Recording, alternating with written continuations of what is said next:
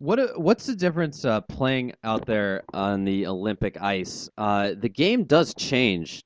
It's much more open, and it's of course something teams in Atlantic hockey aren't really used to doing. From your perspective, how's that change the game? Well, it's funny.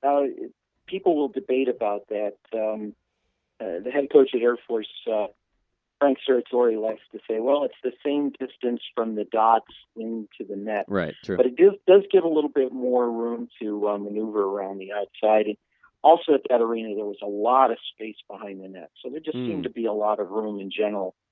But, if you can get to the net, then that space kind of goes away, sort of like Serratore said. Right. That's getting to be pretty rare nowadays too. They haven't been building too many. They really don't seem to build them anymore, and it's always I don't really know why. You might know. It seems like it's kind of a Midwestern Western thing, where in Colorado and Minnesota and northern Michigan and Wisconsin, they've always grown up playing on the Olympic rinks, and then in the East, in New York and Massachusetts, Vermont, we play on the NHL rinks. And I think it has a lot to do with when the arenas were built. This is the second Mariucci arena. It was built in '93. Mm-hmm. You've got UNH is an exception in the East. That's right, UNH, yes.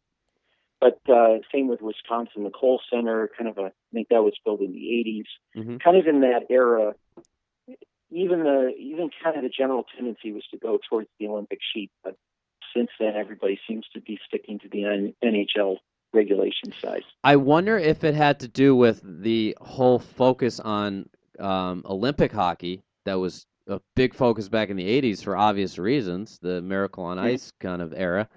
Maybe they wanted to make sure the kids were growing up then to play on the Olympic ice, with the focus being on playing in the Olympics someday. Yeah, I think that may have had quite a bit to do with it. You also think about the Ice Cube in Ann Arbor with the U.S. National Development Team plays. They have two sheets there. One is Olympic size and one is NHL size. So that allows them to prepare for foreign competition, for world competition, and then also a sheet for what they do when they take on college or junior teams. And that they also have that at the Northtown Center in Buffalo, which I think is great. They have 4 rinks there. 3 of them are NHL rinks. 1 of them is the Olympic rink, and it gives kids an opportunity to experience both. And kids that might end up playing college hockey out west or in the Midwest and might end up playing there. I think it's a really great thing. Ed, RIT sitting towards the bottom of the table here, 4-5-3 in the conference, 5-10-3 overall. Struggles continuing somewhat from last season. Still some time left. Do they have a shot to make a run at making it into the Atlantic Hockey Tournament at the Blue Cross Arena, or are we looking towards next year? I wouldn't say that they're struggling the way they did last year. I mean, you look at the standings, there are a couple of things to consider. There's been quite a range of amount of games played by different teams. Has only played 12 games. Army has played 18 games in conference. So the Tigers have 2 games or more in hand against a lot of the teams above them. Okay. So true. it's not a huge gap right now. In fact, RIT, I think if I recall off the top of my head correctly, it's only about 5 points out of third place right now. So it's really not insurmountable. Yes, you are correct. 5 points out of third. I'm sorry, go ahead. Yeah, 5 points out of third, absolutely. Yeah, and so that they've got an opportunity to make up some ground there. Last year they went into a difficult period after their captain and this year's captain also, first line center Matt Garbowski injured his wrist at a game at Mount Morris in November, I think it was. So he didn't come back for playoff time. The team is a much different team with him there than without. Another area where the Tigers are much better this year, I think, is on defense. One thing that we saw against both Lowell and Minnesota is the Tigers have speed, not just up front, but on the blue line to keep up with the top teams in the country. So there are a number of things, you put together a couple of 3 or 4 point weekends and you're right back in the hunt. And really what the Tigers have got to look for, hopefully a top 4 finish, the way the league is this year with 11 teams after the departure of UConn. The top 5 teams get a bye. Okay. The bottom 6 teams play down to 3, and then the 5th place team is at the 4th place team. So you get a home series and a bye if you finish in the top 4. A home series after the first round, I think, is a good place to be also. Absolutely. So I would not by any stretch write this team off. In fact, one of the things that I think is kind of fascinating about this team is something that Wayne Wilson has remarked about them more than once about the players. He often says, I think these players may not know how good they are. I think maybe they're better than they think they are. And he's had some players he's mentioned specifically who he needs to see have a little more confidence that do it a little bit more and step up a little bit more because they still have some potential. So maybe I just am always optimistic about the team, but by no means are they out of it. This Gene Policini Center has been a huge success. I think everyone would say. Is it as big of a home ice advantage though as Ritter? Because Ritter was so small. First of all, the ice was smaller, and the fans, the corner crew was right on top of you, and it was literally when it would get loud in there, it would be hard to hear. If you're the opposing team on the bench. Do you think the GPC is a little more neutral? Well, you asked Wayne Wilson about it, and he says, we're still trying to develop kind of the traditions and so forth there.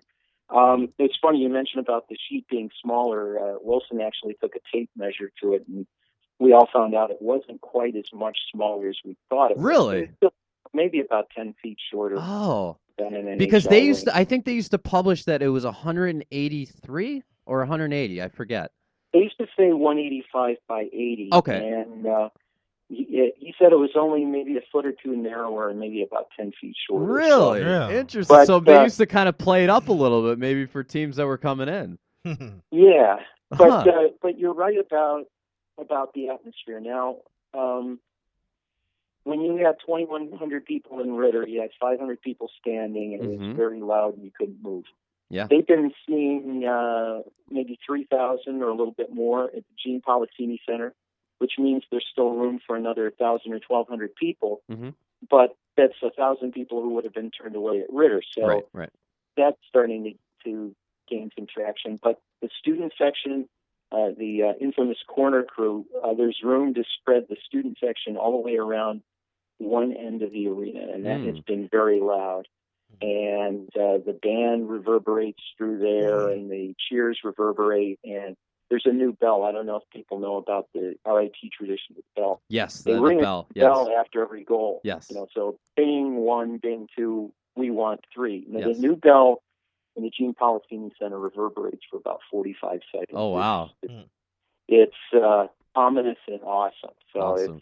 That's a nice new thing over there. And the other thing that's great about just them building the Gene Policini Center, it adds another sheet of ice that youth hockey players and high school can use in our community, because now Ritter is not really being used much, so I think it's being used a lot more for youth games and high school games. Yeah, I mean, that's been part of the business plan and part of why they wanted to maintain Ritter, is to have a lot more youth and high school hockey in there. I mean, that's a great venue for some Section 5 games. Oh, yeah, absolutely. And now there's also more room for intramurals and open skate and so forth for students. So, I think it's fantastic on every level. Of course, it'd be great to see the Tigers, make a run at it this year, and we will see if that is going to happen. Ed, I really enjoy listening to you and Chris on the radio. You guys are one of a kind. I feel like some people might refer to you as homers a little bit, but it's very entertaining radio to listen to. Well, thanks. I like to describe myself as an objective homer. Okay. I mean, I want to describe what's happening accurately.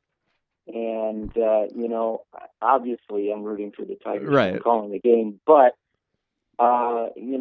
if we get down on the refs, we're going to Which happens. It happens hey, once in a while. You might hear that on WITR once in a while. Yeah, but I mean, we're going to get on the refs a bit if they deserve it. But there are a lot of times when we'll point out when they let RIT get away with stuff. I mean, my whole thing with officiating is let's see some consistency. Not as bad as the Boston commentators.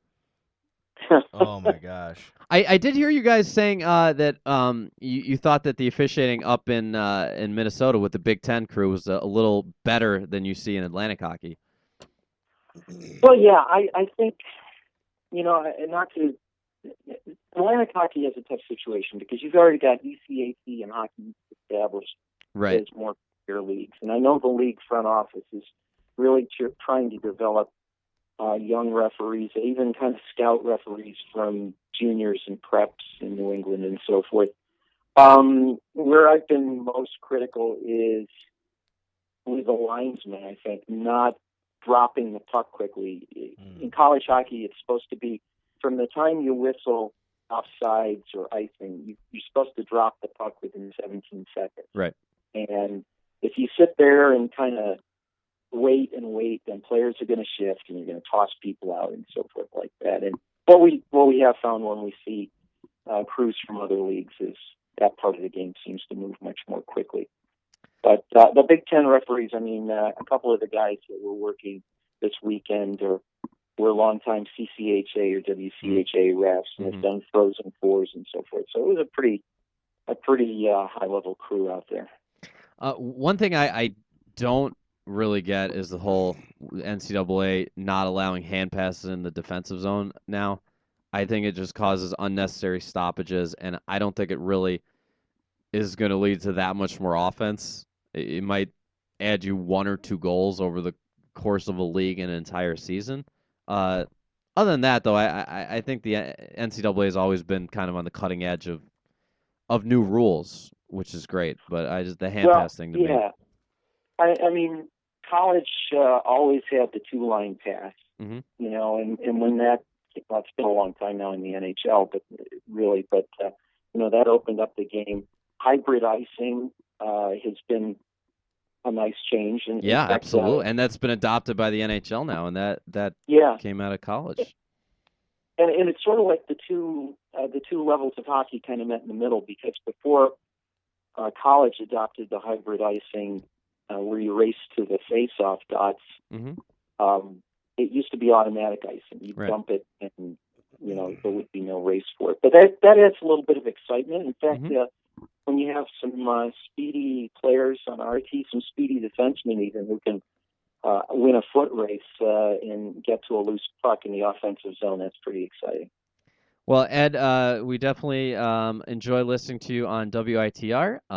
The Ed Trefzger, the voice of the RIT men's hockey team. Thank you so much for joining us.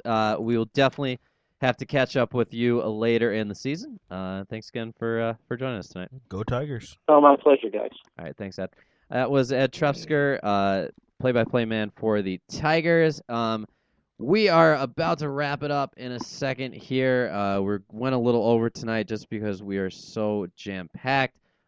We have Soccer Sam's got a message for you. The Rochester Lancers are home Saturday, January 10th at 1 p.m. at the BCA. It's Scout Night, sponsored by Gander Mountain. First 1,000 fans receive a free window decal. Buy 4 tickets, get free food. The Lancers home Saturday, January 10th, 1 p.m. 872-KICK, ourlancers.com. Feel the kick, baby. Free window decal. I like window it. decal. I love it. And then that is Saturday, January 10th. The following day, Sunday, January 11th, the Rochester RazorSharks return home against the Philadelphia Flight. Tickets just $5. We do need to tell you about some of our other sponsors. We've had no time tonight to tell you about sponsors. We've been so busy. But, of course, the most exciting place you can go after game, post game, is the Mirage, 414 Westridge Road. Right. You will see up to 15 to 20 of the hottest girls in Rochester dancing every night of the week. They are open at 4 p.m. now, early on Fridays. Get out of work. If you work a normal job, 9 to 5, something like that, get out of work, head over to the Mirage. Coldest beer in town, the hottest girls. Also, Friday and Saturday nights, There now, you can stay late, past 2 o'clock, stay there till 2:30 in the morning. You can get dances from 2 till 2:30. That is the Mirage. I think